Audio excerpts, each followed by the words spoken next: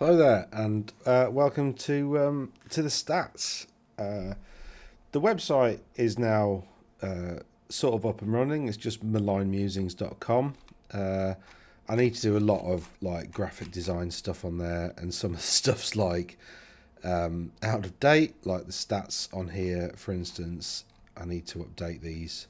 These are just pictures. I'm trying to get them to like embed from like Excel, so I can just edit my Excel sheet and then the stats will all be there. This is the war score though, like the individual rankings. That's all up to date, so you can go on there and whatever's the latest on my spreadsheet is what's on there.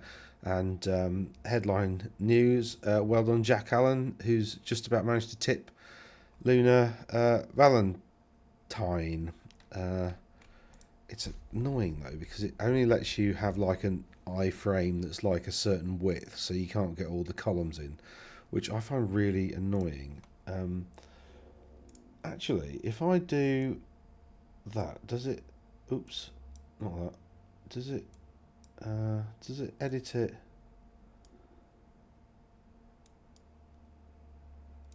Hold on. I'm wondering if I change the columns in the thing, does it like change it? Does it change it here? Yeah, it does. There we go. That's sort of fixed that. So the war score is like a composite score. It's every single event. I calculate a war score per event, and it sort of degrades stuff over time. So this isn't entirely accurate because Luna's been to a few tournaments where the results weren't reported, basically. So it's a bit unfair on her, but if TOs won't allow us to get the results, then I can't do anything about that. I also can't do anything about TOs that essentially sometimes on, especially on Best Coast pairings, because some people have like not set up the event right. So like the it's not immediately apparent, or actually, nor is it ever apparent as to what the actual results were for the tournament. So quite often you've got results that are like there was one tournament, for instance, where all the results were 12, 20, 10, 5 or 0, and there's no indication as to, and the vast majority of results were tens, which was a bit kind of odd. So I think they kind of set, the thing is, Best Coast pairings is quite flexible in terms of how you score your results, so you can use it for all. Anyway, that doesn't really matter. So well done, Jack. Uh, and the war score, there is a heavy time component to it, so you got to keep playing. So it really does reflect recent results. Luna Valentine, sorry, and Phil Carl, both over in the States. They're on the more or less the same circuit, as it were. And then you got Ed Fawcett, who's got another channel called, I can't remember. It was something, and then he changed the name, and I can't remember either off the top of my head. Then you got Richie Amphlett, who's the dwarf guy. So yeah, some interesting results coming in there. Oh, Mark Wildman, I like Mark Wildman. He's a good lad. Down there at position 27. I don't know where I am. I haven't been to a tournament for ages, so I'm probably like, I did crack the top 100, but I doubt I'm in there anymore. Unfortunately. Yeah, I don't know where the hell I'll be. Not a clue. Oh, there I am, 145 still. That's not terrible. Yeah, that's not. I was expecting to be like, yeah. So I'm definitely. I think I'm in the top. I'll use this. My actual spreadsheet is easier. Yeah, I'm still in the top 10%. 1,596 people have participated in Warhammer Old World tournaments so far. That I can get the data for, so it's probably more than that. I haven't. I was going to use best new recruit a bit more, but I just find it so faffy. The problem is you've got to manually like enter the factions. That doesn't come out of the spreadsheet download, because it allows you to export the event, which gives you some columns but not all of them. And the column it doesn't give you is faction. So really, the only thing I really need is the results column, the faction, and the player name. I don't care about team names because I'm not really reporting on teams because they don't seem to be like there's no like it's not like esports where like the team that you play for really matters. It's like they're just fun. So yeah.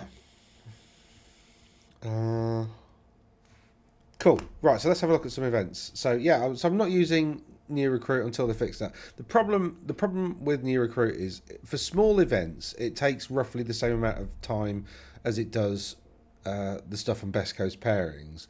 Because on Best Coast pairings, you've got to manually put the results in. So like 201 in terms of 2 wins, 0 draws, 1 loss, for instance. So you've got to manually put those results in, which takes seconds per line. So on a 10 person tournament, you're looking at maybe 30 seconds to a minute. The thing is, for large events on Best Coast pairings, it still takes roughly the same amount of time because there's a lot of duplication of results, obviously. So it takes 30 seconds to a minute to do a tournament manually, almost regardless of size.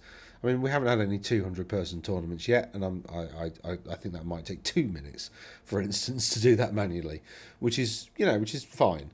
The problem with new recruit is when you get like a larger tournament, like a larger tournament being over 20 players, it takes a long time. Considering sometimes the factions aren't there, sometimes the icons don't mean anything. You've got to go into like individual results just to check who's got what. They've done new icons for the newer factions, which is great. They're doing like sub faction breakdowns. However, it just takes ages and ages and ages to like go through all that. And quite frankly, like it takes a larger tournament over 20 players. It takes like 5 to 10 minutes. For a large small tournaments, it's again the same. It's like 30 seconds to a minute. But like if you're doing 10 tournaments, that extra 2 or 3 minutes per tournament adds up to around about 20 minutes to half an hour, and I just can't be bothered with sitting down doing that much boring, annoying data entry. So I wish they'd. Anyway, rant over.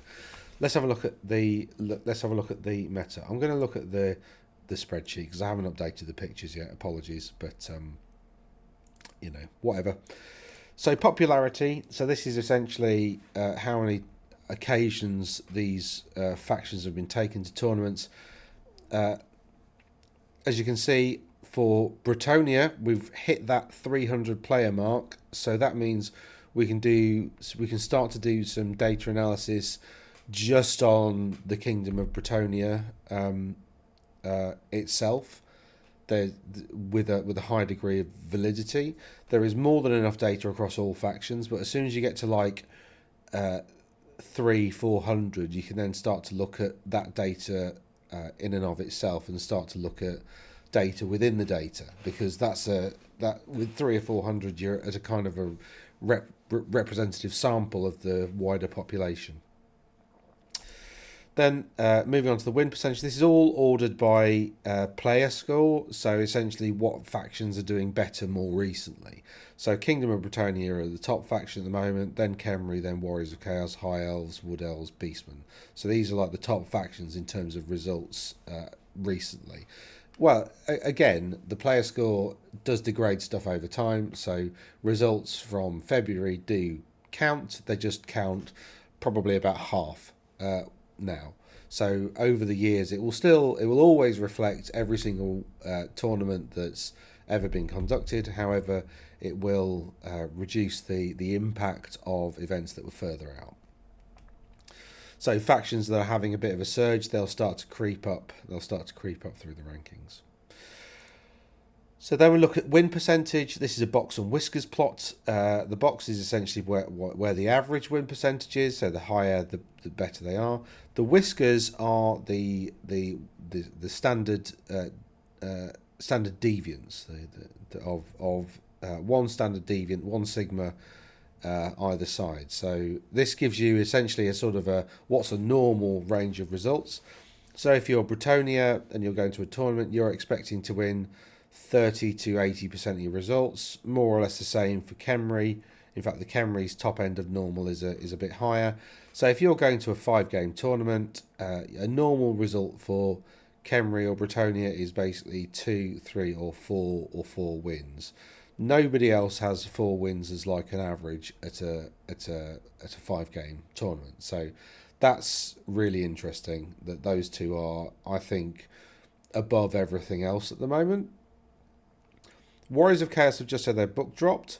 That's not really changed this at all from last time. And the reason for that is I don't think their sub factions add anything in terms of competitiveness. I think the standard Warriors of Chaos list is probably the most competitive still. Just a standard, whatever. I think the Heralds could be good if you've already got a Knights army, but there are limitations introduced in Heralds to list writing based on essentially what marks you've got and what units and so on and so forth. So it comes with a benefit, but it also comes with a drawback as well. And also the drawback is your list selection is very much reduced, so it's not that good. High Elves and Wood Elves come next, but again, all the results look pretty similar. They're all kind of hovering just under 40%, 40 to 50% win percentage, and then the standard deviation of results. Warriors and High Elves are a bit more reliable in that they're expecting to win 2 games at a 5-game tournament rather than it's not normal for them to only win 1. So in terms of their, if you wanted to take a faction to a 5-game tournament and be in with a reasonable chance of getting a few victories, High Elves, Warriors of Chaos, Tomb Kings or Bretonia, they're you go to safer factions. However, that said, Warriors of Chaos and High Elves, they don't see, 4-game wins aren't normal at all. Wood Elves and Beastmen, it's not normal, but they're much closer. You see Chaos Dwarves, Beastmen and Wood Elves, at the top end of normal, and in fact vampire counts and demons to an extent. The top end of normal is more or less is slightly ahead of High Elves and Warriors of Chaos. And if we went even further and did another standard distribution on top, you'd see those results. You'd see that a bit more exacerbated. And then, of course, down at the bottom here is Skaven, which are the only faction where it's normal not to get 2 out of 3 at a 3-game tournament. In fact, it's the only faction where it's normal to win 1 or 2 at a 5-game tournament. That, thankfully, that bottom win percentage has been pulled up. That used to be negative at the bottom, so it's no longer normal for a Skaven player to lose all their games, but they're not far off, and they have been in that zone for quite some time. So again, Skaven do need some work, but again, that's possibly a model availability problem, in that there is some good stuff in the Skaven book. Doom Wheels, I think, are particularly effective because they get to fire every shooting phase, even when in combat. They are quite easy to kill, but if you pelt them up the field and get them into a really dangerous place, they probably get to shoot in your turn, and they probably also get to shoot in your opponent's turn before they get destroyed. So they're Doom Wheels, I think, are pretty good. Abominations are okay. And Rattling Guns are pretty good. The problem that Skaven, of course, have is that they don't really have Swift Stride. I think they've got a banner that gives a unit Swift Stride, but then the thing that you can give Swift Stride to doesn't really get charge bonuses, so it's what's the point? You tend to see factions with high movement, Swift Stride, and very good charge bonuses doing particularly well, and that's why you see Bretonia doing particularly well, because Pegasus Knights have all of that in spades. They've got fly, they got fly 10, 11, 9, something like that. So they're skirmishing cavalry, so they're incredibly mobile, they're incredibly quick.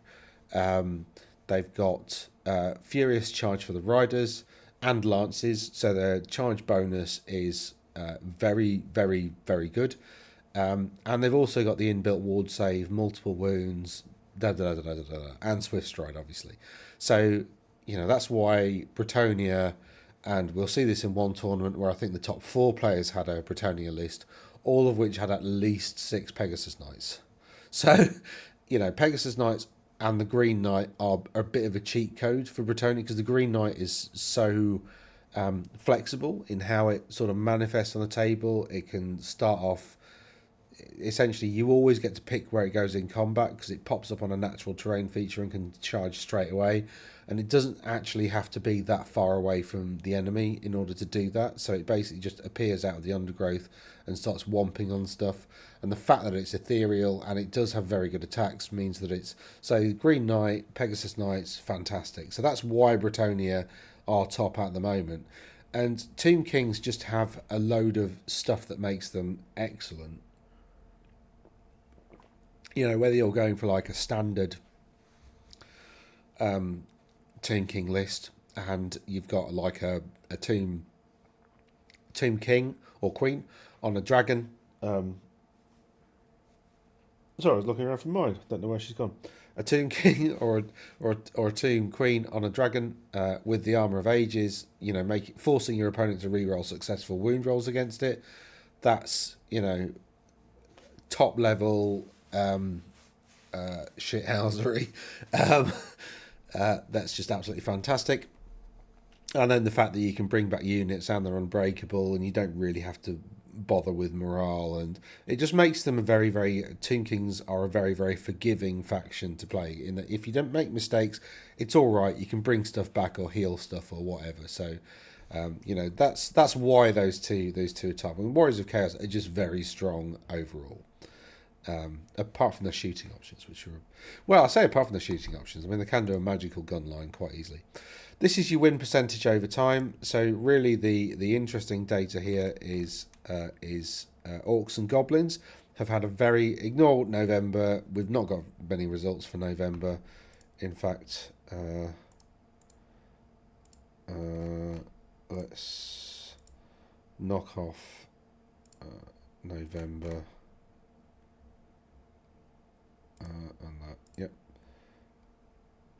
Oh no, we don't want that as well, do we? Let's get rid of January. That skews things. Okay, so yeah, Britannia had one result in. Oh, it's Lizardman. Lizardman had one result in. Oh, that was Robbie, wasn't it? Had one result in February, and that was to win all the games at the tournament. But essentially, over October, Orcs and Goblins have had a very good month results-wise. Tomb Kings, who have been there or thereabouts all the way through, had a pretty middling September, but they've come back into ascendancy. Bretonia here, who've been near the top, have again had a pretty good September, and they've kind of fallen into the mid pack again in results in October. They haven't been taken that many times though. Warriors of Chaos have been a bit solid all the way through. That's why I got rid of February, wasn't it? Because it doesn't look great. So yeah, so Warriors of Chaos have been quite solid. This is, I think, Demons, who had a terrible September and a great August, terrible September, and have come back into contention to be one of the better factions in August. And actually, we see Skaven have had a really big problem, like not really cracking through the 40% win rate. They've got like 40-something percent, 47% win rate in October, so that's good. So maybe they're not that bad, and maybe it's a model availability problem. Empire still struggling though. Empire have been like 40% hovering around there. A few bad results in summer, and then in October, abysmal really, 29%. So Empire are really, really struggling at the moment. Yeah. So that's a bit sad. Ogre Kingdoms have kind of flatlined, and High Elves have had a bad October. They were top of the meta in the month of September, and now towards the bottom in October. So they're seeing some really variable returns. And Dark Elves, I think, have had like an interesting period of time. There's Dark Elves. That line, it's that line there. There we go. So Dark Elves had a really good July, but have been pretty good overall. They started poorly, but then improved a lot, and there are some results which might have skewed it a little bit. Chaos Dwarves, however, who I think have one of the best rule sets, are just all over the place. And again, that's probably a model availability problem. This is the rank percentile, so this is where they rank in tournaments. Again, done by Player School. This is no surprise. I mean, basically the ordering and the level of the bar, essentially, what we're looking at here is essentially this tells you what's happening more recently. I should just do rank percentile over time, like the win percentile over time chart, really, but didn't get around to it. But as you can see, the stuff that's out of order, that just basically means that they've had good results in the past, but they're not doing so well at the moment. So, for instance, Warriors of Chaos down here, their rank percentile is lower than the factions behind them, which means they've recently had a bit of a surge, basically. And Skaven being at the bottom. Ogre Kingdoms, that means they've actually been quite good, but recently they've been pretty terrible. And again, we've seen that with the win percentile over time. So this is basically just a chart that verifies the other one and just gives you an idea of where you should finish in a tournament. Somewhere around the middle, basically, is pretty normal for all factions apart from Skaven. So that's that. All or nothing. So we've looked at normal, like where the data is clustered. This looks at the extremes. So essentially, of all, let's say, of all, none of them are around. Oh, yeah. Of all Chaos Dwarf players, 1 in 10 have won all their games, and 17%, so roughly 1 in 6, have lost all their games. Okay, so this is 0 wins at a tournament and 100% wins at your tournament. And again, it's much harder to win all your results than it is to lose all your results. Or it is quite hard to lose all your results, to lose all your games, to be honest. But yeah, winning all. So essentially, what we should see is the green bar being below 50% every single time. The anomalies here are vampire counts, Khemri and Bretonia. They're better at winning all their games than losing all the games. In some cases, fairly significantly. So, for instance, Kingdom of Bretonia, 12% over 8%. That's a 4% swing. That's quite a lot in comparison. Khemri, it's 9% and 9%. So why isn't that on 50%? That's interesting. Does it tell me 9%? 9%. That should be a stacked bar then. I've got something wrong with this chart. So I think probably vampire counts are probably fine. Although, yeah, 11 and 11. Why is it doing that? Because that should just stack the two together. Maybe that's this data. Maybe this is a very... Oh, yeah, I get it. Sorry, I've just been thick. So the Tomb Kings, essentially the no wins, that'll be like a very low value of 9, like a 9.1. And this will be a very high value of 9, so like a 9.4. So that's why it's over the 50% a little bit. And Bretonia just absolutely romping away. Bretonia is like the big daddy of Warhammer Old World. In contrast with Skaven, where, again, roughly... It's 3 in 10 now. It was 1 in, 2 in 5, I think, at one point, lose all their games. So they're in a really, really tough place, and I feel very sorry for the Skaven. Although, again, they have had a good result. So, well done to Jack for pipping Luna. That's really good. He's obviously been working very hard.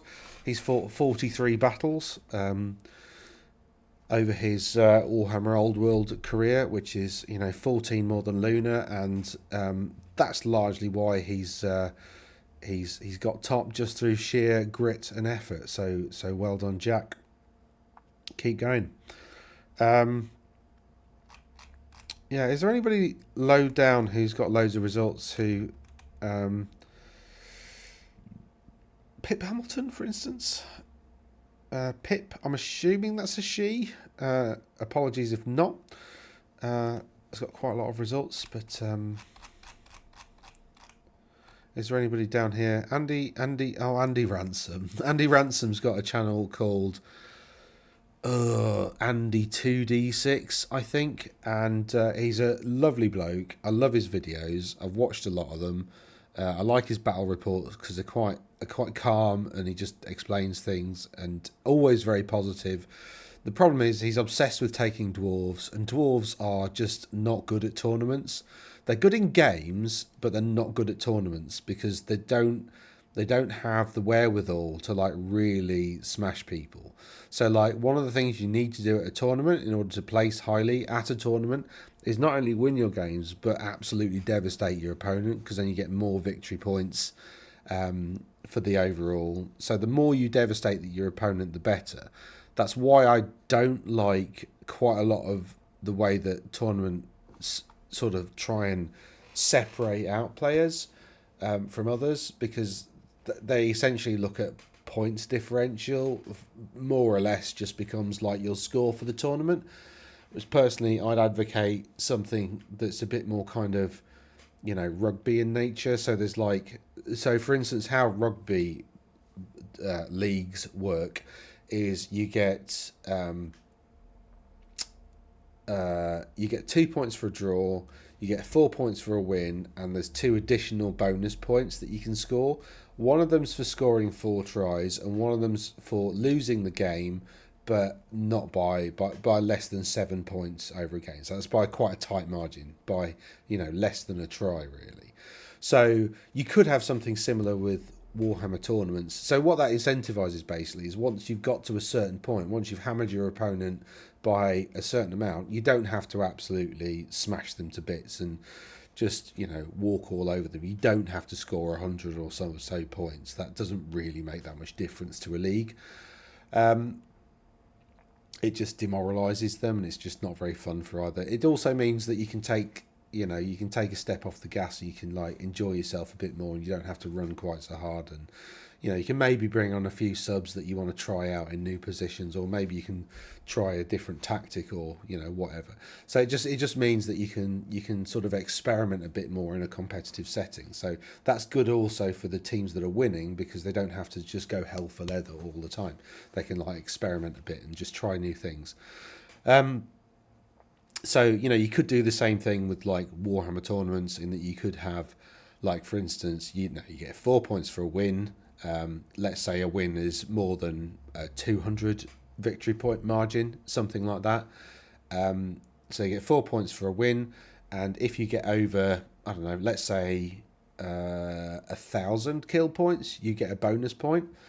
But if it's within 500, the losing player gets a bonus point, for instance. So you could have a really tight game where there's like one model left on the table, for instance. Both people have over 1,000 kill points or over 1,000 victory points or whatever at the end of the game.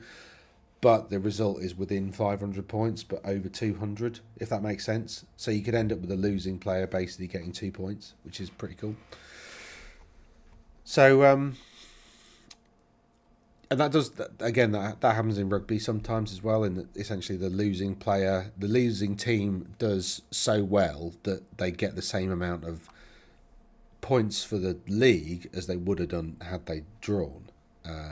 So it basically gives the person behind something to play for, and it gives the person ahead. There's no like negative play. It's not like you're not playing to frustrate your opponent. You're playing to essentially increase everything that you get. You don't have to, nothing that you're doing for your team really will impact your opponent's league position long term. So it's all about you getting a result for yourself. Not, you don't have to screw over your opponent, sort of.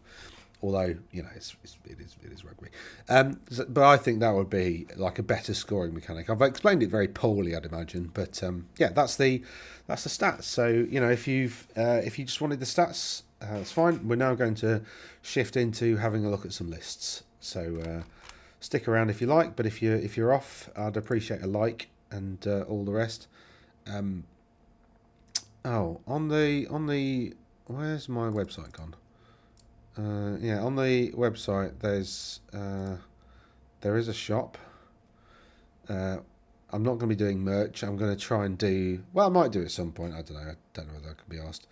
What I want to do is like have people be able to. I want to do my own events, but I also want to have people be able to list their events on here. So that, again, that's something that'll that I'll work on. I desperately need to work on the artwork and kind of stuff like that. But I want to like do like cards, you know, for like Magic lore cards. I'm hopefully today, once I get done with this video, I'll sort out the artwork, because I found a company that will do like cards, and I did all the artwork for all the cards. I did one trial at the start and it worked. And then I went back on the website and tried to upload them the other day, and none of them are formatting correctly. So that's very annoying. But yeah, once I just want to order like one deck just to make sure that the quality's okay. And then once I've done that, I can show you, and hopefully people can buy these things off here. Yeah, cool. And then basically any profit that I earn from that, I'm going to plow into doing like expansion decks. So like for other factions, new releases, that kind of stuff, and essentially just do the stuff that Games Workshop seem to be unable to for some reason. Cool. So this was all the events over the last month. This is Old Grudges 5. This took place at 56 Hoskins Street in Mitchell, which is, we've looked at this before, haven't we? Yeah, it's there. It's quite a nice little thing. And congratulations due to Ben of Club Dave with his Warriors of Chaos, Mark Wu with his Tomb Kings, and Jason with Chaos Wars.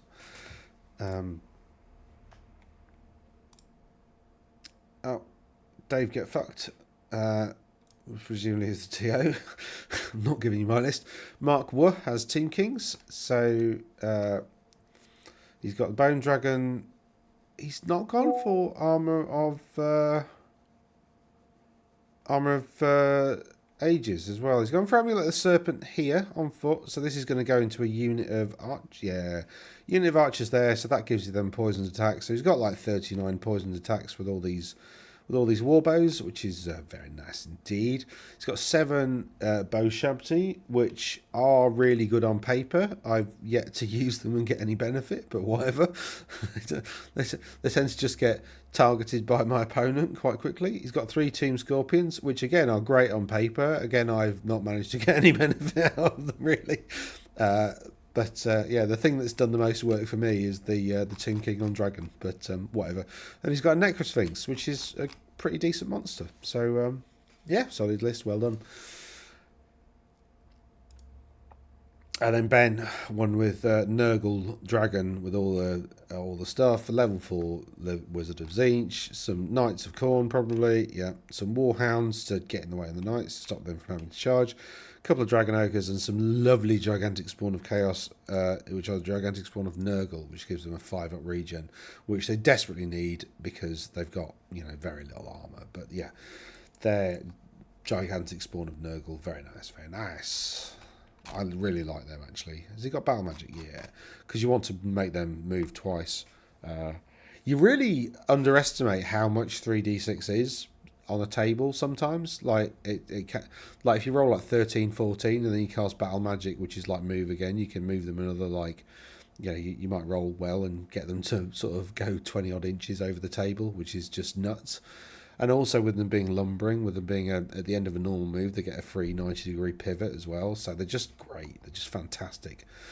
Love them. You can't charge with a second move though, because that's done in the remaining moves, not compulsory. So they don't count as charge. So you can't charge with that battle magic spell. But it still means that you can get them around. Not all heroes wear capes, but mine fucking does. Nice. Well done, Ben. Then we've got LGT Old World GT, which was England. It was England. UKTC AOS is the event owner. Judge was Joseph McGough. A 2,000 point match to play event. Should we have a look at where it is? Some people get annoyed when I do this. I don't care. Oh, it's that place. I couldn't find it last time. Right. I hate people who start sentences with and I do it all the time. I don't like umming. And I do it all the time. I annoy myself. Right, Edmund Diamond. This is the one. It's just Britannia. The top 4, all Britannia, all Pegasus Knights, all with the green knights, if I remember rightly. So yeah, whatever. No Green Knight in this one. Sorry. Did Edmund win? Edmund came third. So Edmund came third. He had all this stuff. Standard. 10 Pegasus Knights. There we go. James has a really nice bit of fluff at the beginning. He's named everybody, which is very, very nice of him. He's got the Green Knight, and then he's got 9 Pegasus Knights and 2 Bombards. Oh my God. Bombards are the best cannon in the game, hands down. They are great cannons, but with a shorter range, and have been reduced by 25 points because they've got a short range. The short range is not a limitation. I don't think they should be 100 points because they have the best misfire chart in the game. Like, it's so good. It only blows up on a 1, and 2 and 3 isn't that bad. Yeah, it's just not. It's not as bad as the Blackfire misfire chart. So it's just, I can't remember exactly what it is, but it's much better. So yeah, they're super reliable, great cannons. With a slightly short, yeah, they haven't got 60 inches, they've only got 48, which is still more or less the entire table. So, like, I don't think there should be 100 points. I think there should be more than a great cannon, to be honest. Like, I don't know, 130, 140. They're so cheap for what they are. But yeah, that's that. And the Green Knight is just very good. So, but anyway, well done, James. You've still got to turn up and actually get the result with them. It's not as simple as just whacking stuff on the table and rolling a dice and saying I win. Baron Gruber von Hindenburg stared into the crackling fire, his steely eyes reflecting the dancing flames. The castle's great hall. What?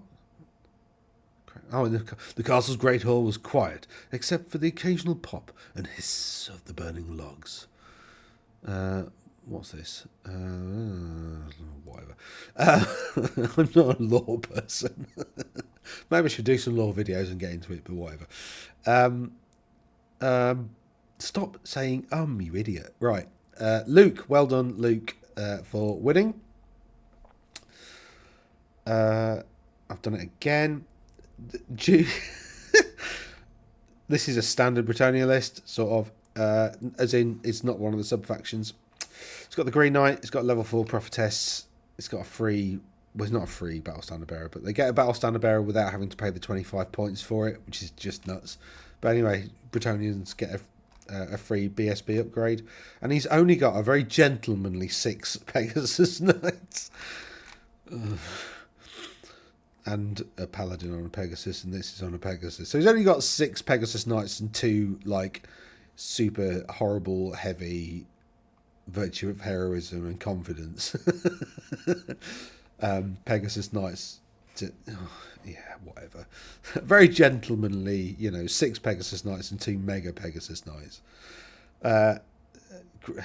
Whatever. So that's the excesses of Britannia. LGT Old World GT is essentially has got a lot of Pegasus Knights. Who's down the bottom? Who's unfortunate? Wood Elf's down at the bottom. Oh, poor old Fraser. Who did he have to play? He had to. Oh my God, he had to play the tournament winner to begin with. That's no good. You start off with somebody with that kind of. What's he got though?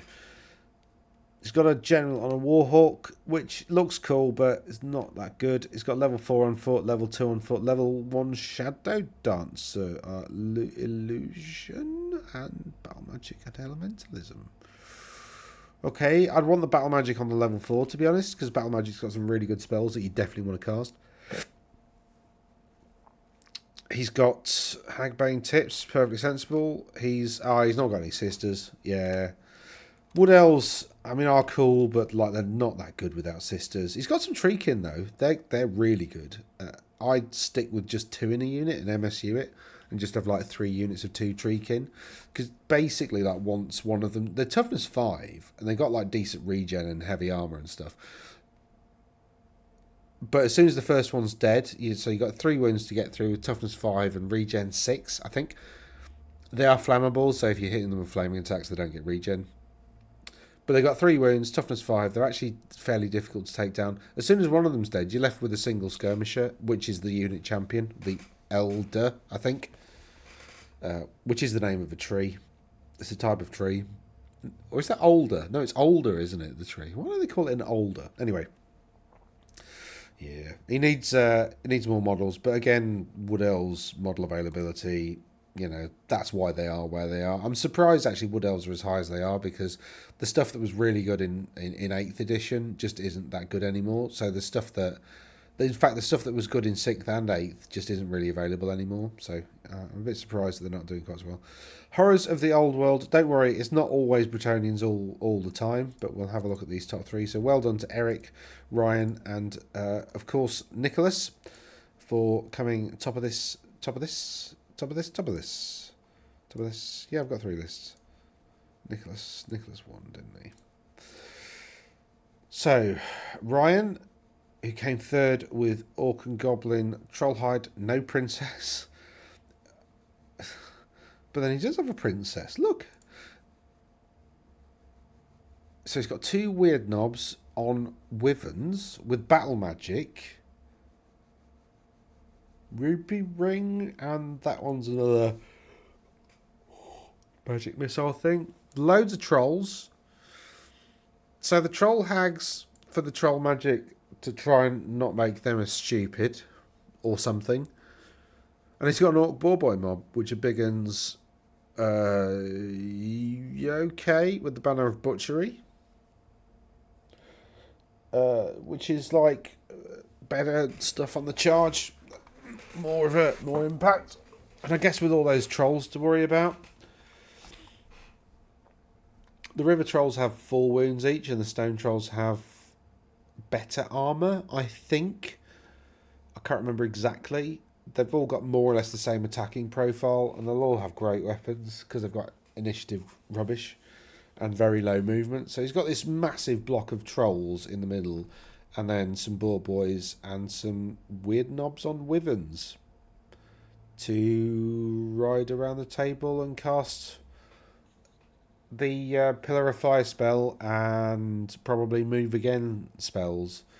So yeah, I quite like that list actually. That's quite innovative. I think he's maximised as much as he can and stuck to the core principles of a troll horde. So well done, Ryan. I like that list. Eric Lau, who got 2nd with High Elves, has got a lot of sisters. They're really nasty. Their shots are nasty. Luthern Skycutters are great. They're fantastic little chariots. They're brilliant. They've got swift stride and they've got decent impact hits, and they're really, really, really good. I really want to, when High Elves come out, I really want to do a Luthern army. In fact, no, scratch that. I really want to do a Krace army, but they're rubbish, so I probably won't. It would be nice if they made the Kracians a bit better, though. Standard core units, level 4 Archmage, Prince on a Dragon, with the Dragon Slaying Sword. Actually, you don't tend to see that on a dragon, so that's quite interesting. So he's got this kind of dragon that's out to kill other dragons, which is quite nice. And he's got a noble on a griffin with a BSB on a griffin, which makes him a large target, and there's nothing for it to hide behind. So isn't it just going to get cannoned? I don't know. I guess, though, you want to capture it, so because you don't get the VPs if you don't capture the BSB. If you just shoot it, you don't get the VPs. You do if you shoot the general. So, yeah, interesting. And then Nicholas with Green Knight, stuff, 5 Peg Knights, 2 Lombards. Well done.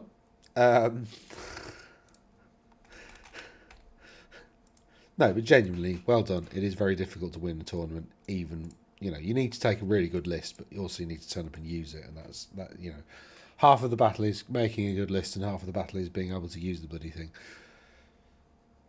Tafel Ritter, 2K tourney. It's in Holland. I think this is the first result we've got from Holland, isn't it? Daniel Thomason with Unicorn Farting, sort of. Has come in 3rd with Dwarves, which is worthy of a little round of applause. Beastman 2nd, Vampire Counts at the top. Ow, I've just stubbed my foot on the wall. Oh, he's got Expeditionary Force. Oh, this is exciting. So he's got BSB on a Thane with the Master Rune of Grunyi, which is the 5-up ward for the unit it's in, and 6-up ward for against shooting for all units within 6 inches of the model, so not of the unit that it's in, if that makes sense. And he's on Shield Bearers. This is cool. I like that Thane. That's good. He's got another Thane with a handgun, so he can take more shooty runes, because engineers can only take 50 points of runes, and I think a Thane can take 75, 80, 100, something like that. So you can take a handgun and give it all the... So Bursting Flame is, if you get a hit, D3 hits. Rune of Accuracy is something like no negative penalties to shooting, apart from stand and shoot, maybe? I can't remember. No negative penalties for shooting. And then Rune of Rapid Fire is you shoot twice. So 2 shots that could explode into D3 hits each, and no penalties for move and shoot and stuff like that. And all of that together basically turns the Thane into a unit of handgunners, which is pretty cool. Yeah. He's got Burlock Damison to make a unit of handgunners better, but then he doesn't have any handgunners. Interesting choice. Because Burlock Damison's got this rule that if he's in a unit of handgunners, they get to re-roll something or other. He's pretty good. Oh, and the I should say we've got a model for him finally. So that's featured news, isn't it? Or was? Here we go. We've actually got some old world news. Burlock Damison. That's the old model, and this is the new one. Albeit he's a younger version of his older self. But that hammer, I much prefer this one. This one looks hella cool. I like all the extra gubbins on the back. This is a nice model. Might get it. Cool. And then he's got some Scout Gyrocopters, which I rate. I think they're great. 2 other Gyrocopters, an Organ Gun, a load of Slayers, and a Doom Seeker. These are really smart inclusions, because you don't get victory points for killing them, and they do quite a lot of damage. They're quite nasty. So, and he's got some Rangers, and then a big unit of Warriors with Master Rune of Hesitation, which is... Oh.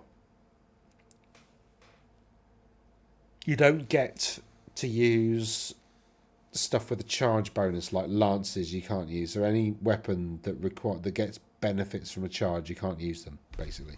Or any weapons that you can only select, or any effects that you get from charging. You do, however, still get flails, because flails, it's just the first round of combat. It's not the charge that gives you the +2 strength, it's just being in the first round of combat. So flails are still excellent. But anyway, yeah, well done. Again, for getting a decent result with dwarves. I mean, that takes some doing. Marine de Leerde, I think, maybe. Leerte. Leerte. I don't know how to pronounce that. I've spent at least a minute now butchering your name, so I do apologise. Great Brave Shaman, level 4, foot Hagtree Fetish. This is a pretty standard inclusion. Got another Brave Shaman with a Lore Familiar, because he wants to do a spell in Demonology in particular. What spell does he want to do? Does he want to do... I don't know what he wants to do, to be honest. He's got some Bestigals. They don't have drilled though, so I don't know what he wants from Demonology, to be honest. He might want to try the triple move, the 12-inch fly move thing. And he's got a Doom Ball, which isn't your classic Doom Ball, and it's got heavy armor, shield, hand weapon. Doom Balls are pretty nasty, and he's got the Ogre Blade. Okay, so he's got Ogre Blade. Yeah, Ogre Blade makes that really nasty. Yeah. Interesting. I don't know how that works. I always get confused by Beastman lists, because they're all a bit kind of... I just don't know how they work, really. It's just a horde of stuff. Then we've got Arvid da Costa. Right, hold on a sec. What I want to do is close some of these tabs because they've got confidential information in, and I don't want to accidentally, there we go. Don't want to accidentally show you any confidential information. Right, Arvid da Costa came in, was it first with this vampire count this? So what's he got? He's got, how many screams has he got more? That's on for Mortis Engine 1, 2, 3, 4, 5. 5 screams. So that's how that wins. And a lot of necromancy to debuff stuff and to provide negative whatever. He's got a couple of units of 20 zombies that'll be 40 within a blink of an eye. And then he's got some Graveguard with the Drakenhof banner, which is great because it improves their regen to 5 up from 6 up. So it massively increases their survivability. And then, yeah. So like these zombies, for instance, he can bring back 4, 8, 12, 14 plus 4d3. So that's 22 a turn on average. So turn 1, that becomes 40 and gets pumped into the middle of the field. Turn 2, that becomes 40 and gets pumped into the middle of the field. And then essentially you've got 80 zombies to try and chew through. All the while you're being screamed at from stuff behind, and the threat of the counter charge from the Terror Guys stops you from really putting stuff on the flank, because Terror Guys are pretty nasty. So yeah, great list. And again, you've got to wield it. So well done to Arvid for doing that. This was in Hungary. I'm not Gyr, maybe. I don't know pronunciation rules for Hungarian names, so I'm probably going to get all your names wrong. So I do apologise, but let's say Erped, maybe Boyka. Apologies. Or did he come first? So it's Erped, Norbert. Norbert I can do, and Ek. I'm presuming that's Ek. Christoph. Bretonia, Dark Elves. Or is it Erped? Arpard? Something like that. Because that kind of accent on like a vowel normally makes it a bit more front of the mouth, whereas like the little thing makes it a bit more back of the mouth. So that's what I'm. That's what my logic. If anybody does speak, it was it Hungarian or yeah. If anybody does speak Hungarian, please let me know. Anyway, so we've got this Bretonia. 2,500 points. This Bretonia list came in third. Yeah, so third. So we've got Duke, Prophetess, Paladin, no Green Knight, and a modest 6 Pegasus Knights and 8 Grail Knights. But I guess for like a 2,500 point, you can splash out on your Grail Knights. So yeah, he's got the Giant Blade in there. Normally you'd put the Falconhorn in the Grail Knights, not with the Prophetess, because their leadership's better, I think. But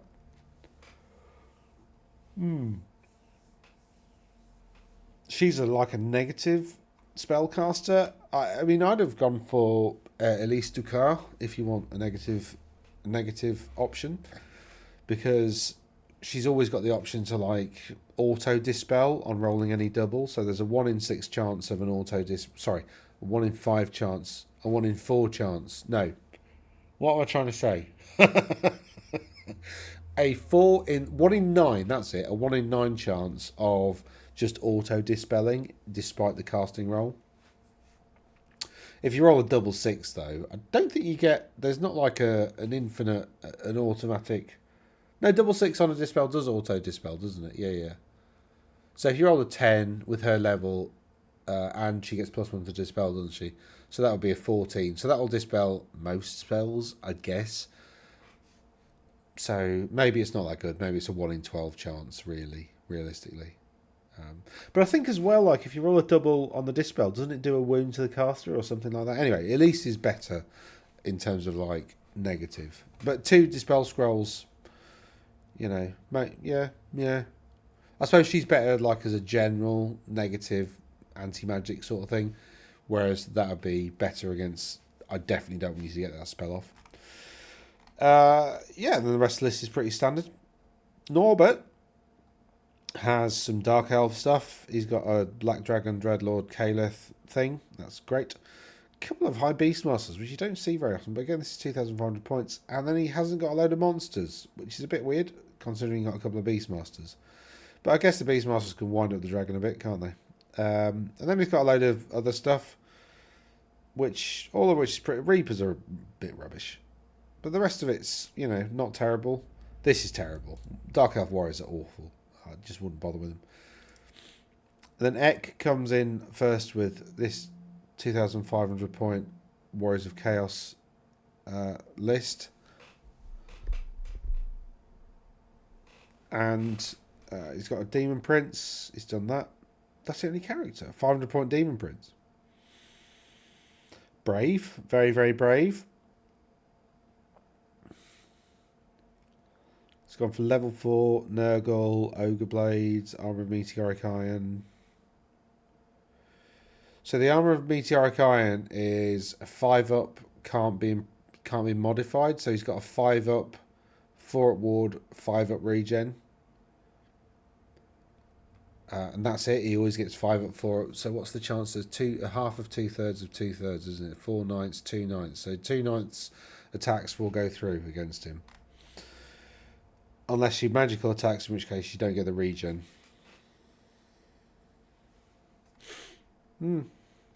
Interesting. Then he's got some other stuff. He's got a Chimera. They're a bit rubbish. Some Spawn. Okay. 7 Chosen Knights. Yeah, I mean, I'm not sure how he's got some gigantic Spawn as well. He's gone for Slanesh. Yeah, so they've got Swift Stride and Strikes First. So, yeah, I don't know about this list, actually. I don't know whether I like it. I mean, he's won a tournament with it, so it's obviously a good list.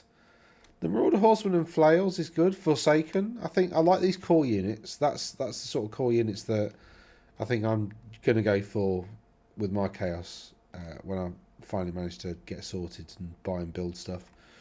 Not sure about all this special stuff. The rare units, I love this. This is good. But I don't love this bit. The special stuff. I don't love this bit. But yeah, obviously it worked. So I'm still not sure about this single Demon Prince. I see quite a lot of successful lists with this kind of build in it though. So it must be good. I just not sure how to use it. I think that's my reservation with it really. Then we've got Warhammer the Old World alla Prodo del Re, which was somewhere in Selvazzano. Here. I do like Italy, although the last time I went there, I had an absolute nightmare of dealing with. Well,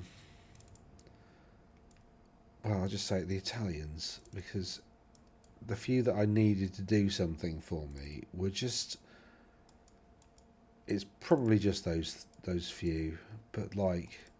I needed to get a taxi to an airport in a hurry, basically, because my wife. This was mid-COVID. I'd gone there for my brother's wedding, and I needed to get the taxi to the airport. There was a bit of stress with it in the person who was supposed to. I don't know where it is in here.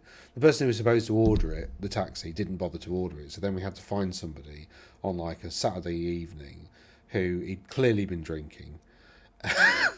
And I had to get an hour down the road to the airport, and because he'd been drinking, he was going so slowly, and like I nearly missed the plane. And I'm like, can you just hurry up? Like we need to get there. Like, and the thing was, I could see the speedo on the the signs on the road, and he was going. I know they're in kilometres per hour, but he was going 20 kph underneath the speed limit, and oh my god, so frustrating. And he wanted to be cash only, so I said, well, I haven't got any cash, but I can take some money out of the airport. And he's like, no. So he went on this like 10-minute diversion to a little village to get money out of a bloody cash point. And it's like, Jesus, just get me there, please.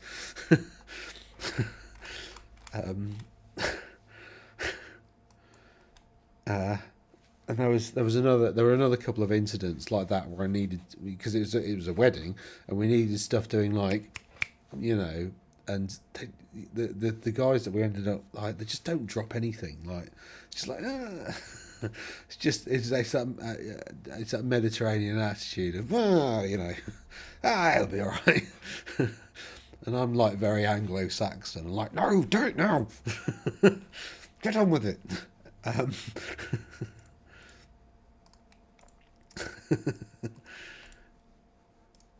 Probably explains why the Italians have taken ages to get good at rugby, because they're quite, whatever.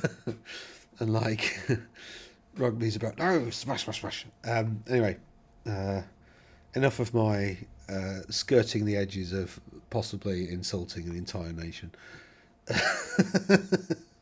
I know the English are a load of idiots as well. We're awful, actually. The English, we are awful. Like, in terms of how we behave abroad, absolutely awful.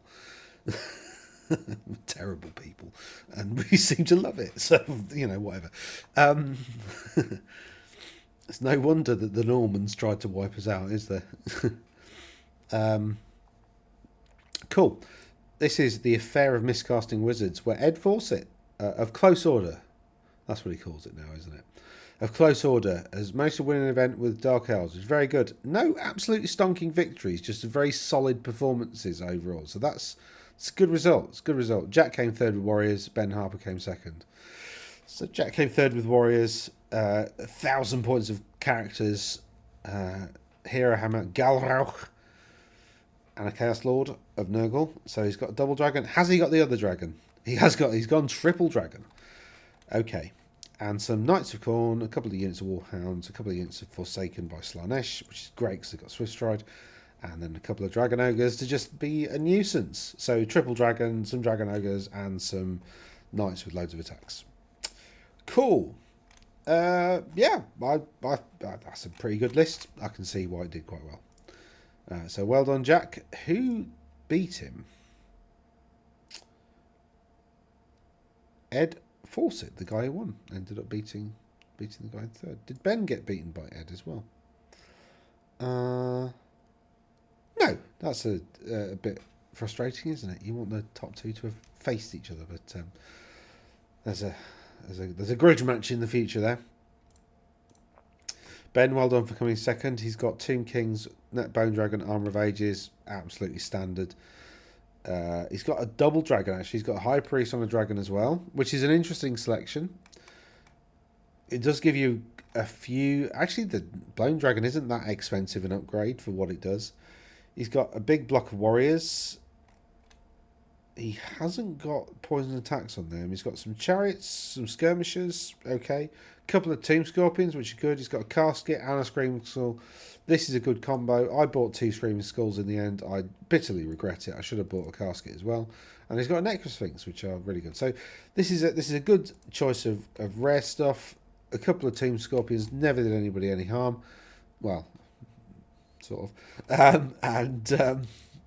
He's got a decent amount of core units, and actually a little bunch of 3 chariots is quite helpful, just to take up a bit of board space, or, you know, block somebody off, or, you know, provide a counter punch option. Considering also that skeleton skirmishers have chariot runners as a rule, that means that you can charge through them. So they can be quite useful, and a couple of dragons just to do dragony things. He's gone for Necromancy, which I think is a pretty good lore, actually. For Undead, anyway. For all Undead. And then Edward won with a double dragon. He's got a very smart list. So he's got his core units, he's filled up with Dark Riders. 1 per 1,000 points can take Fire and Flee and Scout, so that's what he's done. So he's given 2 of them the upgrade, and 1 of them he's made a bit of a cheaper unit. 8 in a unit is like a decent size in terms of like how it fits on the board as well. They're not skirmishers, but they are light cavalry, so they can march and still get the free pivot. They can't move. They don't have move and shoot, so they can't march and shoot. But they can march into position because he's giving them fire and flee. They can then fire away because he's also giving them scouts. He can then essentially look at where the opponent's set up, and especially if their opponent's made a bit of a mistake with a frenzied unit, he can position his Dark Riders, as scouts in such a way that he can draw out a charge immediately and also cause them problems. So this gives him a lot of flexibility, especially with the Shades as well, who are all scouts anyway. This gives him essentially 5 units of scouts that he can put down on the table after deployment.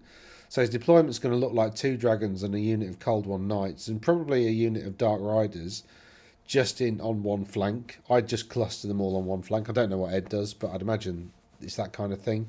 And then essentially position your scouts just to frustrate your opponent and make them chase all this stuff all over the table, whilst your dragons and your cold ones do an absolute ton of damage. Banner of Harganeth gives you extra AP. So he's got strength 6 lances. Strength 6 or 5? Can't remember now. Strength 6 or 5. Where are they? Come here.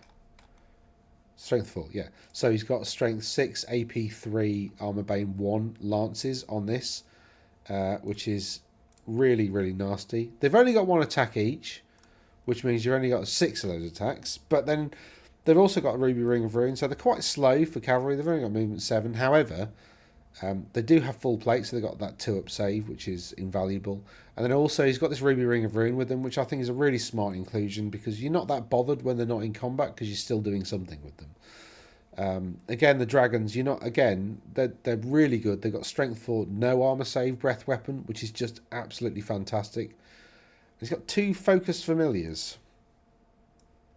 I don't know what a focused familiar is. Is that a Dark Elf thing? Oh. Ooh. Gives you an extra 12-inch... Oh. What's he got? Battle magic. Why is he doing that with battle magic? Why would you want to... I guess, actually, yeah. Because the Pillar of Fire has quite a short range, doesn't it? But you can add an extra... That's genius. I'd not spotted that before. That adds an extra 12 inches onto your Pillar of Fire, which is... What, it's got a... Has that only got a 12-inch range? So you basically... I think that's got a 12-inch range, hasn't it? So you're basically doubling the range of the Pillar of Fire and just making it so good. Yeah, this is a really smart list. He's thought long and hard about this. Where is it? Pillar of Fire. 12-inch range, so he's doubling the range of that. 24... Oh, my God. That's really nasty. Yeah. And I guess as well, like if you needed to, you can make that 33-inch range. And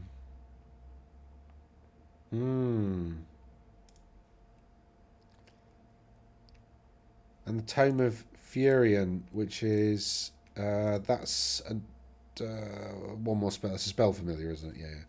So he's got 5 spells, and yeah, this is clever. I don't think the Dark Elf Black Horror is pretty good.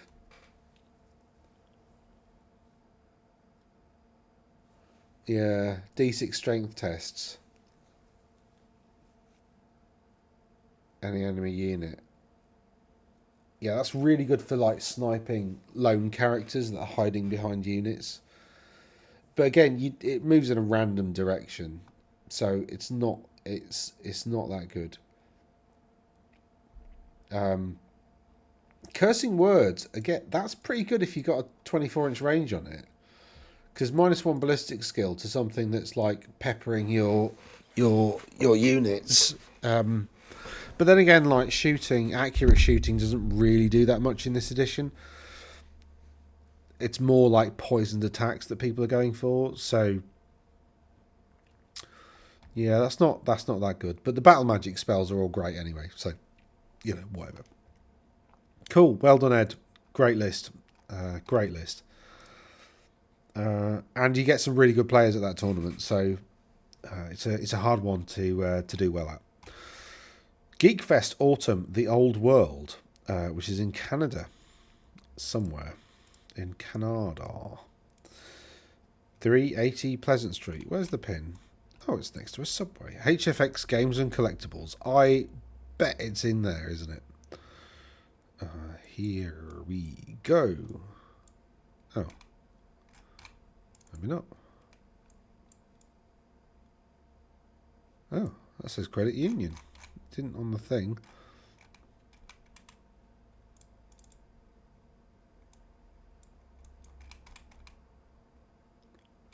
Fitness studio. I mean, I do like a good fitness studio. Well, it's around here somewhere anyway. In Nova Scotia. Nova Scotia. Nathan Chow, the Salty Fiddlers. Adam Osborne of Blue Nose Beatdown. And Jordan McCarthy taking the podium. Well done to those chaps. Nathan has a Glade Captain with a BSB. He's got a Glade Lord on a Dragon with some stuff. He's got a level 4 spell that's, pretty standard Wood Elfy bits. He's got a level 4 Spell Weaver with, again, some pretty standard Wood Elfy bits. He's got some Scouts. He's got the obligatory Glade Guard. Didn't know they could go down to 5. I thought there were 10, but whatever. He's gone for True Flight Arrows, which is an interesting selection. You don't see them very often. Hagbane tips for everybody else.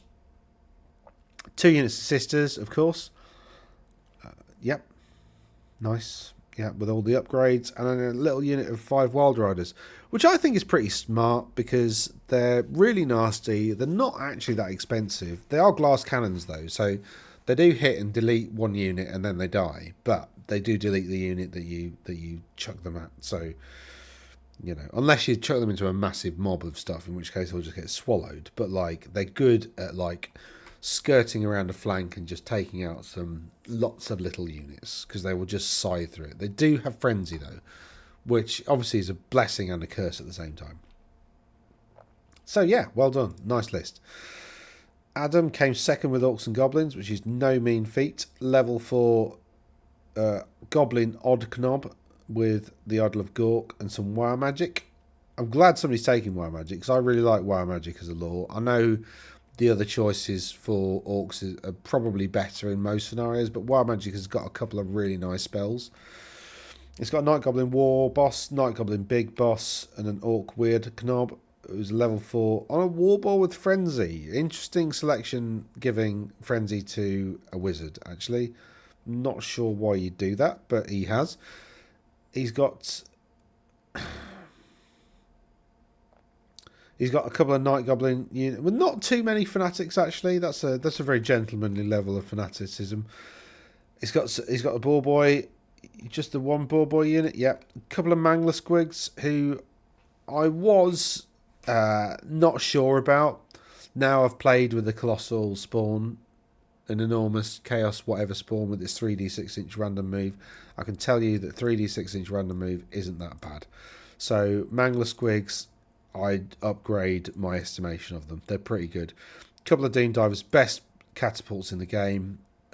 Probably one of the better war machines overall. So definitely they're a good inclusion. And he's got a Boar Chariot because with Frenzy as a bit of a counterpunch. So essentially when people break through the Fanatics, then they're into the Night Goblins and then the Boar Boys and the Chariots all hit them in the flank, essentially. And you got the Mangler Squigs to essentially hold up a flank. So yeah, it's a good list, that one. And then we've got this list, which is a demon list, which managed to win a tournament. It's very quick. So we've got lots of Furies. We've got lots of Horrors, which are going to dish out a lot of magic missiles. We've got 2 units of 3 Screamers, which are insanely fast and actually pretty good at killing monsters. Standalone monsters, not ridden monsters, but standalone monsters. They do quite a bit of damage. And then he's got a couple of cannons, which is, really clever. He's got a level 4 Demon Prince of Tzeentch with Aetherblade, which means no armor saves against it. So that's pretty decent. He's got a Lord of Change with Twin Heads and Power Vortex. Twin Heads is I think Tzeentch demons get +1 to cast anyway. I think Twin Heads. What was Twin Heads? I like the Will of Zinch, which means once per round you can roll a single d6, which is just great.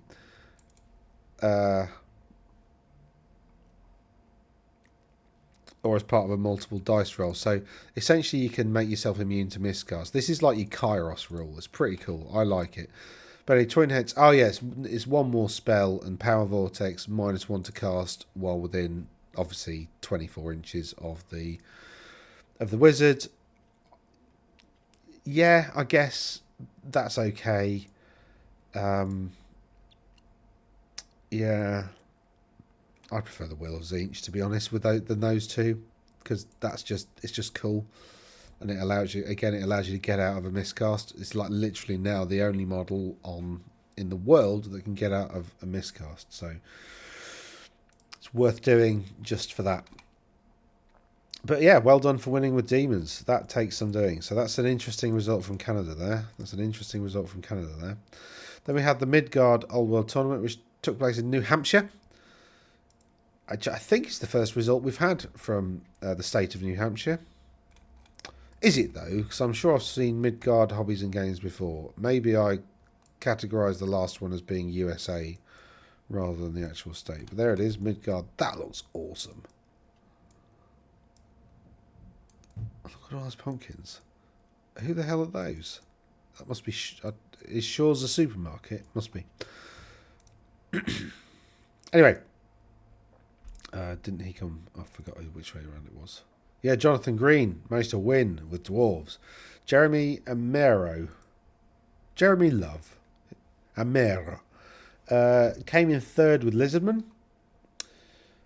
Skink Priest, level 2 wizard. Steg, Engine of the Gods. Nice. Scar Veteran, Carnosaur, Talisman of Protection, Army. Nice. Skink Chief, BSB, on foot. Yeah. Then we've got some Saurus Warriors. They're pretty good. Lots of Skink Skirmishers. Good idea. Bastillodon. They haven't got enough wounds or armor save or anything. Like they're just not. They're not very tough. Like it's supposed to be like a mobile lizard tank thing, and they're actually really easy to kill. The Solar Engine, is pretty nice though. And then we've got an Ancient Stegodon with another Engine of the Gods, because you need 2 to get +1 to cast. So he's got 1 there and 1 there, and that gives wizards nearby +1 to cast. So it gives the Skink Priest, +1 to cast. So presumably they're on a flank. He's got battle magic and he gets +1 to cast. Yeah, that's a suboptimal list, and he's done very well with it. So well done. Oh, it's a 1750 tournament. That's why it's suboptimal. I thought it was missing some stuff.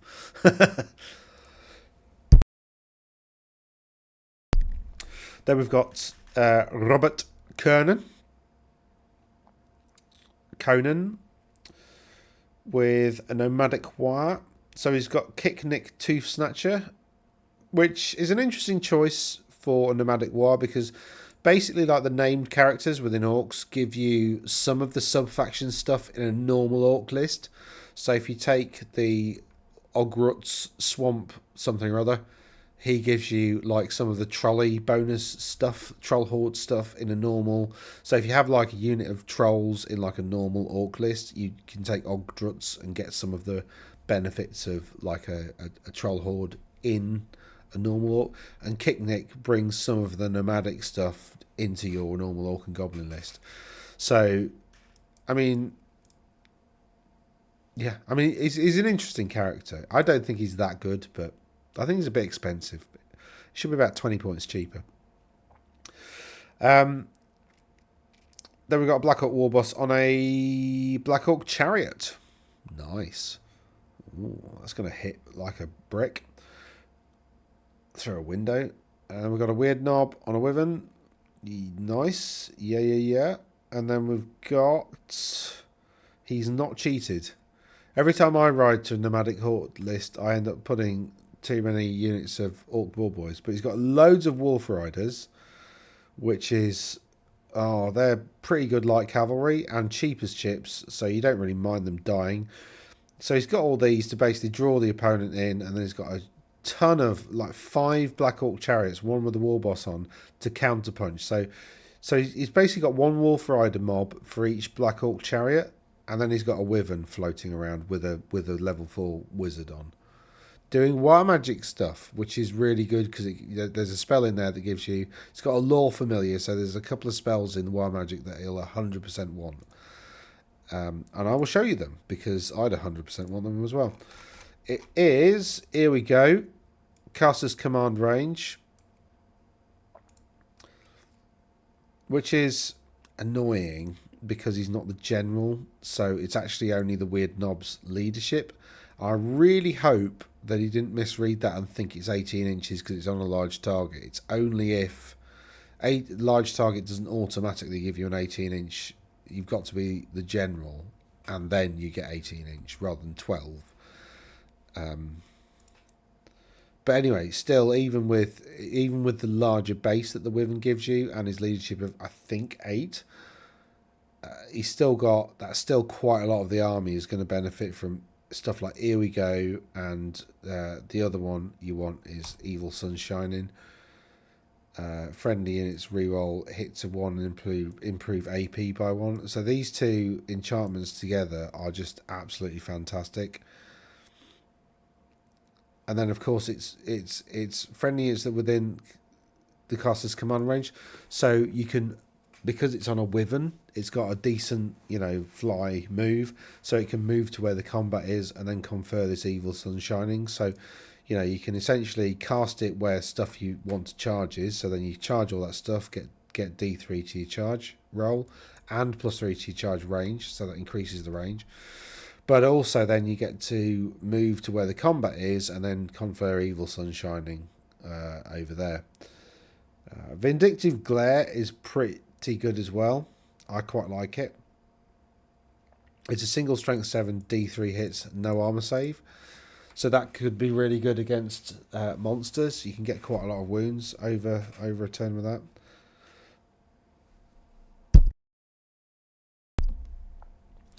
So, yeah, that's pretty good.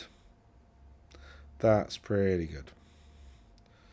And, do you know, Fist of Gork isn't terrible as an option. So that's a really good list. So well done to, what was his name? Robert, for that second place result. And Jonathan Green came first with Dwarves. Excellent work. Well done. He's gone for Expeditionary Force. He's got a Demon Slayer with... Is Ruin the Dauntless the one that means that you got, if you kill it, you get victory points? Victory points, something. He's then got 1 Sapper and a Thane. Sappers, I think, are really good because basically, if you charge a unit that's within the Sapper's command range, I think, or 12 inches or something, then you have to take a dangerous terrain check. And I think dangerous terrain checks are just horrible. So we've got Rangers, Scout Gyrocopters, Thunderers, who are in Expeditionary Marksmen. Good. Couple of cannons. War Machines in the Expeditionary Force, basically, they can move and shoot at the cost of... What's the cost? They lose armor save or something? I think. Or the War Machine itself is -1 toughness, I think. But move and shoot is great. We've got a couple of Gyrocopters. Got a couple of Doomseekers. Got a load of Slayers. So this is a big brick that's going to sit in the middle. The Rangers are going to do their work, as are the Thunderers and the Cannons and the Gyrocopters. All 4 of them are going to fly around and be a bit of a pain in the backside.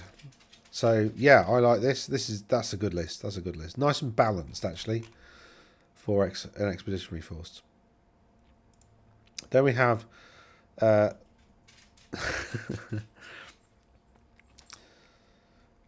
this is like it's quite a blunt Warhammer the Old World event. This is in New York. In one of these sorts of things, sort of around about here. We've got Jay Friot, Clawn Blood Drive with demons coming in third. Demons on a podium again. What have we got? We've got a Bloodthirster, very different list. Bloodthirster with the Armour of Khorne, nice, and a Blood Flail. We've got a Demon Prince, level 4s each. We've got a Demon Herald BSB of Nurgle on a Palanquin, which gives you more wounds for very little points. We've got some Furies of Slaanesh. I always go Furies of Khorne, but whatever. Because they get +1 strength on the charge. We've got some Fleshhounds of Khorne. Some more Fleshhounds of Khorne. So Fleshhounds are like, they're cavalry, but they don't have swift stride. So they're a bit weird. They're not as quick as you think. He's got a big block of 20 Plague Bearers with the Rotten Icon. And then he's got a cannon. Is this 1750 or something? 185, 473. What did I say? 473 980 1004. It's a 1500 point tournament, isn't it?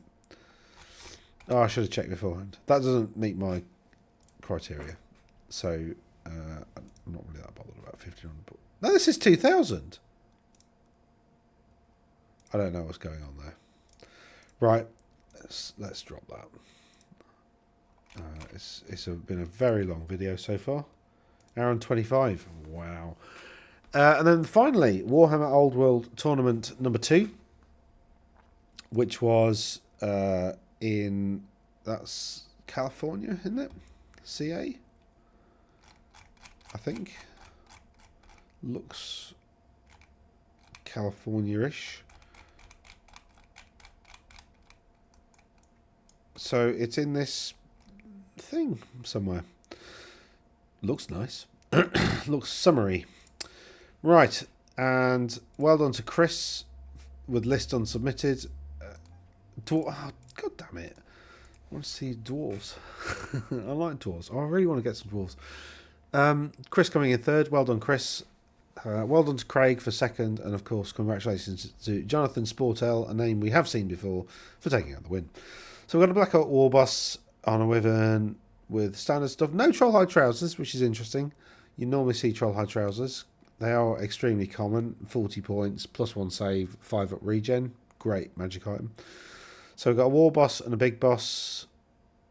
Big Boss on a Boar, Warboss on a Wyvern is BSB. Night Goblin Odd Git, Night Goblin Odd Knob, because he's got 2 Night Goblin mobs with 3 Fanatics each. He's got some Snotlings, which are quite cool. He's got a little unit of Boar Boys, little unit of Wolf Chariots, an Orc, and 2 Doom Divers. This isn't a massively OP list, to be honest. It's quite nice, quite balanced. I think this will be fun to play against because there's lots of little bits here. He's not leaning massively into like shooting, which Orcs and Goblins can do very well. So yeah, that's a really good list. And Jonathan Sportel managed to win with Orcs and Goblins. Night Goblin, Night Goblin, Night Goblin, Night Goblin, Night Goblin. Night Goblin, Night Goblin, Night Goblin, Night Goblin. It's not Orcs and Goblins, it's Night Goblins. He's got 7 Fanatics, which is, getting towards a proper amount. He's got 2 units of Night Goblin Squig, Hopper Mobs, and 2 Magna Squids, but no Doom Divers, which is interesting, because Doom Divers, I think, are pretty good. What would you drop for the Doom Divers, Dan? I don't know. Probably some of these heroes. But do you have to take 1 Night Goblin character per Night Goblin unit? Is that the rule? There is something like that in there, isn't there? So yeah, this is a very good list. Well, it's a Night Goblin list from Jonathan Sportel, and it appears to have won a tournament, so it must be good. And this is on that basis that I will pronounce it as good. So that's it. Very long video to cover October's events. Like I said, I am trying to carve out a day a week to do channel related stuff, but as you can probably tell, the emails have been mounting over the day, so I've got to do some paid work now. I am self-employed, so I do typically on a day I kind of get up fairly mid-ish and get into work like 9-10 and then work till quite late. So it's not like I'm being a bit lazy. I just like to do a bit more channel stuff really. and then I've got to fit my fitness stuff in, and then I've got to spend some time with the fam. So it's all, yeah, lots of pressures on your time, really. It's a pity the day isn't twice as long, really, isn't it? But anyway, I hope you found this video useful or entertaining or both. I hope that I've, over the course of the video, managed to reduce the number of ums I'm saying, because it really annoys me when people and all the time. And yeah, thanks for watching. If you've liked the video, there's a graphical depiction that you can depress your mouse button over, which will do something. I'm alleged. Make a comment. I do respond to all comments. Maybe not immediately, but I do eventually. So yeah, if you've got anything to say, any suggestions for other videos, any suggestions for stuff that annoys you about me, that would be good. I do need to, like, there's loads to. It's running, setting up a proper YouTube channel, like as a proper like enterprise, is quite complicated. There's a lot of stuff to do. Best get on with it then. Stop whinging. Anyway, toodaloo. Have a great day.